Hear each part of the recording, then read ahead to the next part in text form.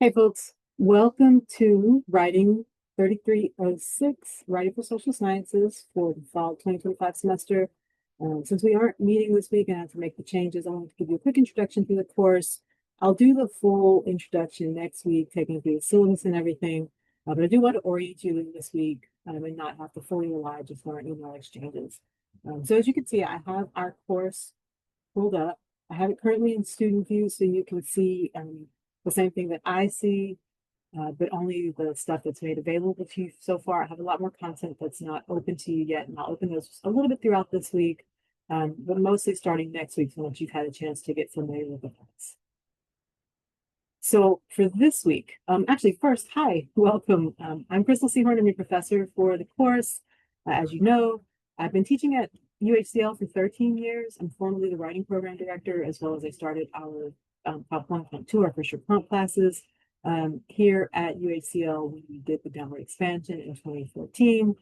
This is my 25th year teaching overall. My main research area is in rhetoric, specifically rhetoric of battle speeches or of populations that feel under attack. So think about like pre-game speeches, pre-battle speeches, activist speeches. Anytime there's a group of people or persons who are feeling threatened, I study kind of how they use language to either resist those threats or to communicate those threats or to motivate other people to be inspired or rallied to motivation and action. So that's what I do in terms of my own research. Obviously, I'm a writing teacher as well. So I studied composition as part of my doctorate program. I teach both the graduate courses here as well as the upper level and lower level writing classes. All right, so that's all just a little bit of my background. It's useful only just to get you a sense of who I am and what brings me to this course. A first generation student, biracial person, those things I think give me a little bit of connection with my student population here at UHCL because I know that we're working folks. Some of you are young parents or were kids of young parents like I am. I think that I have some connection to you. I'm not going to assume that I know your situation. I'm hoping that you bring your full self to the course, as I will as well, with your own intellectual curiosities and interests. And that's the best way this will work for us this semester. The class, I hope, is set up pretty straightforward. I have changed it around a little bit. So if you've been in my classes previously, I've revised our Canvas shell to hopefully have a little bit of a better flow. We'll show you some of that at the start of the semester. And then if it's not flowing well for you, if you're finding a lot of confusions, then certainly stop me and say, here's what's been difficult for me. So what I have open right now is our intro module. This 0.0 isn't going to have any assignments. It's just to get you comfortable with the course. There's a section on, hey, here's what this class is and how it differs from like the humanities or the natural sciences, business classes, that sort of thing. And then there's a copy of the syllabus. The syllabus here is a printable copy. And then this is the online simple syllabus that's new this semester. And then just a couple of support resources. Our modules page will be our home page. That'll take you back here every time with all of our modules. Currently, I have part of week 1 open to you, the part that you need for, part of module 1, the part that you need for week 1. Module 1 will actually take us through the first month of classes, and I'll start to open those up to you again as we get more comfortable in the course and as I double check the flow of everything and make sure it does what I want it to now that I've changed it around. This video is going to be posted here as the overview. I'll send it out to you as an email so you have it. There's also just some general information about what we're going for in this first module. The goal here is to get you familiar with the class, the writing tools that I'll depend on most and how I'll talk about those tools, things like thesis statements, body paragraphs, integrating sources. You've done all that before in other writing classes. I speak about them in a really particular way just so that I can use it as shorthand when we're communicating or I'm giving you feedback. So these first weeks are really just to get you comfortable with the language of the course and so we can have a common fluency with how we talk about the class. So that overview is here. And then we just have 2 assignments this first week. The first one is to send me a team's introduction. Some of you have already gotten onto that, so that's excellent, perfect. You're doing that well. This both helps me get to know you a little bit so I can hear your voice, or sometimes I can see your face if you do it as a video. Get to know kind of how you came to the class and what you feel confident where you might have some questions. But it also functions as a link between you and me in the Microsoft Teams app. What I like about that is everybody at UHCL has access to Microsoft 365. The chat feature in the Teams app allows you to text essentially anybody who has that that app notifications turned on their cell phone. So when you send me a message through the Teams app, I will receive it as a notification both on my computer and my cell. And so that's a good quick way to ask me questions. If you're just working on something and you're not sure, you can just shoot me off a quick message. I can shoot you off a quick one back. It's a good quick interface. Think about it more like WhatsApp or like a quick group meeting or even just a text message. So this first assignment is to get you comfortable using chat, so you can use that throughout the semester to contact me if you need to. Then the second assignment is a little bit longer. It is a pretty long reading, but what I'm asking you for is just to read the text, annotate it. You can annotate it within Canvas, and I'll show you that in just a second. And I give you some specific things I want you to annotate and engage with in this text. All you have to do is get that reading done by the end of the week, get this Teams message sent to me, and you're covered for what we're doing for week one. And then in week two, we'll be back on schedule. Everything will be normal again. We can kind of get to know each other physically for those face-to-face folks, and then online folks who have felt a little bit more comfortable in the course as well. All right, so then, as I mentioned, this first assignment, just show you what those look like. It's going to give you some background information, a little bit of explanation about Microsoft Office 365 that you all have access to. You know how to log in because you're here with me now, looking at Canvas and on your email. This talks about what I'm expecting. Use your voice or a video. Either one works, but I want to actually hear you as a functional person, not just read your text. What grade classification you're in. That helps me kind of know how much experience with upper level writing you have. Your major, because that's important for our course. You have to write in your major. Discipline, APA, Chicago style for those of you in anthropology or geography. And so knowing that ahead of time is helpful to me. And then I ask you just to talk to me about your prior experience in writing a little bit. What courses have you experienced? How has that gone for you? What's something you've learned that's been really helpful for how you write in your writing process that may even be helpful for other people that I can share throughout the semester? Are there any thoughts or concerns you have coming into the course? The goal again, remember, is to send this to me by the end of the week. Essentially, you're just going to post the chat through Teams. There's nothing to submit inside Canvas. Once you do that, I'll reply to you and I'll come into Canvas and I'll give you your credit. You're on Canvas. This gives you a little bit of how the grade's going to work. I try to do this with each assignment so that you can aim for the goals that you have for your own grades. So the 2-point passing, the 3-point full credit, and then the 1 point for just turning them not very well. Those are all explained here. Then the other assignment is the reading of this article, Conducting and Composing Rad Research in the Writing Center. It's for Writing Center scholars, but it will work well for what we're doing since Writing Center Studies is also social sciences. And the essay itself touches on a lot of what I want you to know.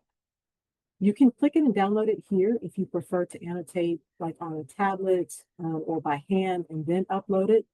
But the other option is to do it directly here in Canvas.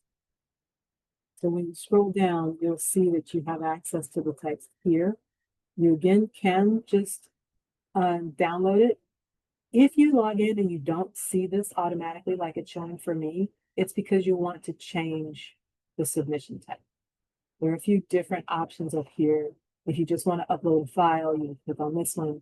If you want to annotate, by that I mean to write notes on the text on Canvas and through Canvas, you would click the student annotation button. When you have that open, it gives you the text and all the pages of the text. And then it also gives you some annotation tools. So you can highlight with some comments. You could just make comments to the side. You can write in a text box on it if you want to. So you have some different options here of how you want to interact with the text. And that will save in Canvas for you. Once you're done working all the way through, you can just click submit. If you download it to a tablet and take notes, then please just attach it as a file. Similarly, if you feel more comfortable printing and then writing on it, again, just attach that as a file for me so I can see your notes. Now, what notes am I asking you to take? Well, I'm asking you specifically in this case to cover these four things. So initially, purpose. Where in the text do you see the author saying, here's why they wrote this article? What's their purpose of writing the text?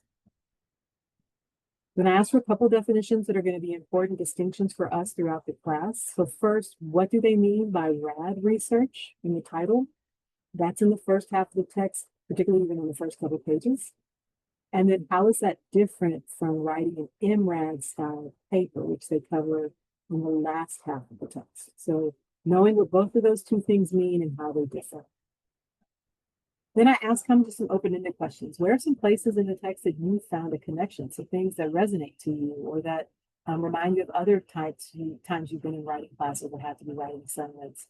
Just find some points of connection that are engaging to you that you want to note, and then make that comment to the side. For full credit, this would be a 3-point credit. You need to explain those connections. If you just want credit for completing the assignment, then you just mark off to the side, hey, connection, or color it in purple and say connections are in purple. But the more information you can give me about why that's a connection for you, the better off it is for me to understand the place students are coming from the class, right? And how you're thinking through some things. Similarly, for confusions, mark a couple areas that weren't clear to you, things that you were like, I'm not sure what they're saying here, or this sounds important, but I didn't quite get it. So find some points in the text where you have a bit of confusion and mark that for me. Again, for passing credit, 2 points over 3, you can just say, I was confused here. But if you want full credit, then I need to know what was confusing about that section so that I can respond to it, so that I can integrate it with how I want to cover the material. You may not have been the only student confused, so it'll help me know that that part of the text is hard for students. It is written for graduate students, and so it's a little bit above our level. So it's normal for it to be a little bit tough in some places. So, work on those 4 sections. That gives you passing credit or full credit, depending on how well you do your responses. In this case, the goal is to finish it before the start of week 2. This is so I can talk about it in class for the Tuesday session. So remember, we haven't talked about the syllabus yet. But in the syllabus, you'll see late assignments. There's some space for the minor assignments. This is considered a minor assignment. The team's message before is considered a minor assignment. You've got the window there. It'll say due by the end of the week. That's great. That keeps you on pace. It lets me grade things quickly.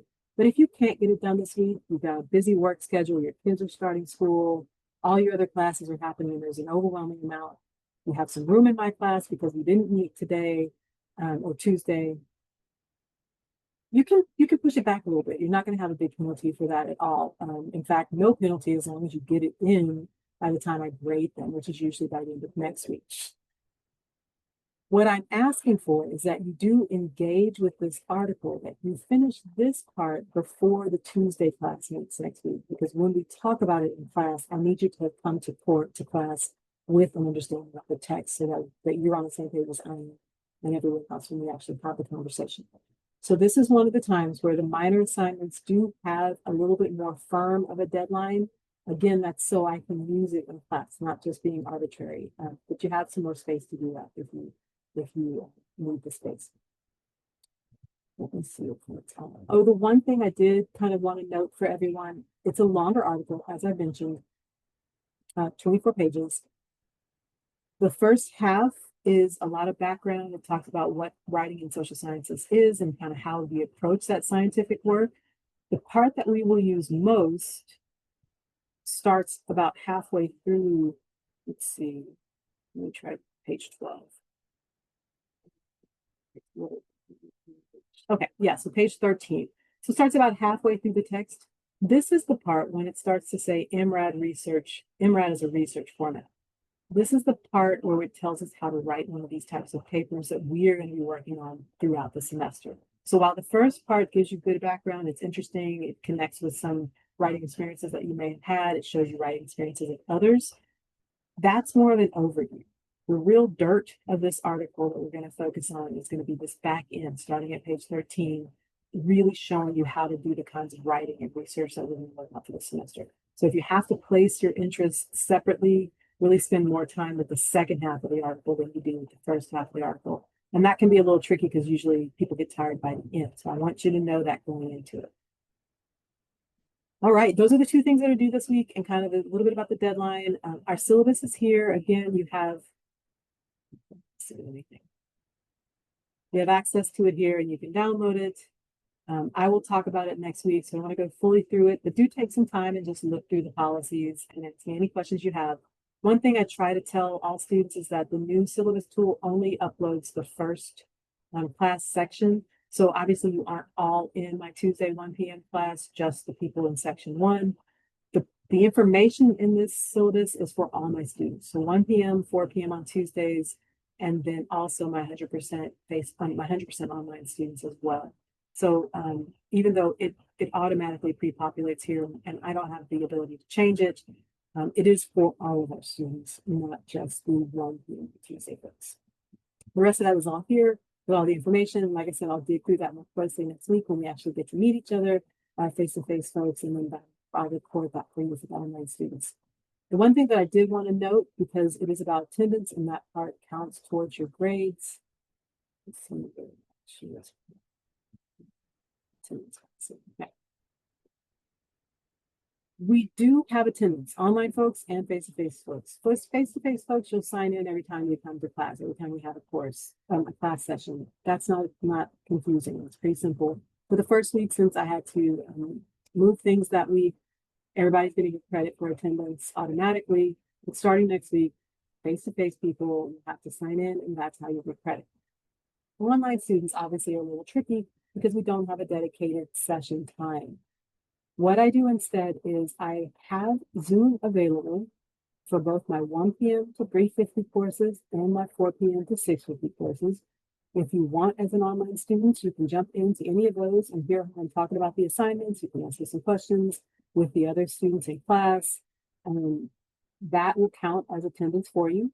I do know that many of you are working or you have kids and you have to pick them up after school and help them with homework and everything. So it's not always convenient to join, even via Zoom, one of those classes, the 1 p.m. or the 4 p.m.